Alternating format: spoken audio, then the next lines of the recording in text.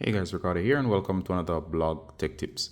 In today's tutorial guys, I have my iPhone 17 Pro Max here. Doesn't really matter which iPhone it is as long as it's updated. And of course, I'm going to show you how to control or stop your iCloud backup on your device. Now of course, iCloud allows you to do cool stuff across your devices, especially if you have several devices that belong to Apple or you're part of the Apple ecosystem. Everything is backed up from photos, passwords, and of course your messages. Now, in the case that you want to control what's happening in iCloud in terms of what it can back up and what it is not allowed to, you can actually turn off the feature for backup for specific things. So for example, if I don't want to back up my messages, I can stop that. Meaning I can stop also notes from syncing, passwords from syncing, or of course I can stop the photo backup. So this will be a complete tutorial on how to find the full settings to control your iCloud, to control what is backed up. All right. So in this case, what you want to do guys, in terms of controlling what happened to your device, is you're going to go into your settings. All right. So you're going to go into your settings.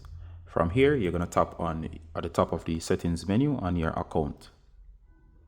All right. I'm obscuring section of this in terms of my personal details.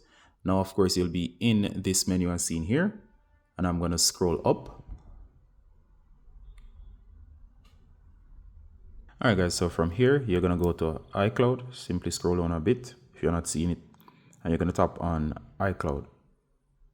All right, now that we're in our iCloud settings, you'll see a bunch of options here. You only see 6 options for Drive, Password, Messages, Mail, and Photos. However, to see the full list, go ahead and hit See All, upper right. All right, so you'll be on See All here, and as you can see here, you can have full control over everything.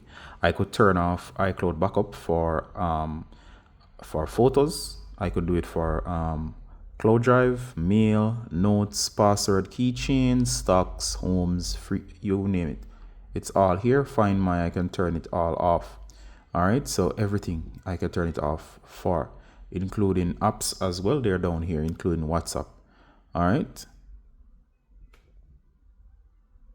Now within these settings, you can have more control. So for example, if I want to go to photos, I can tap, and what's going to happen here, it will tell me the last time stuff were backed up, how much gigabytes is being used. I can do sync to this phone, meaning do I want, let's say I have 2 iPhones, I can turn off sync for one, meaning it will not show up for my pictures. So you can turn off sync so a particular device doesn't get synced with your photos.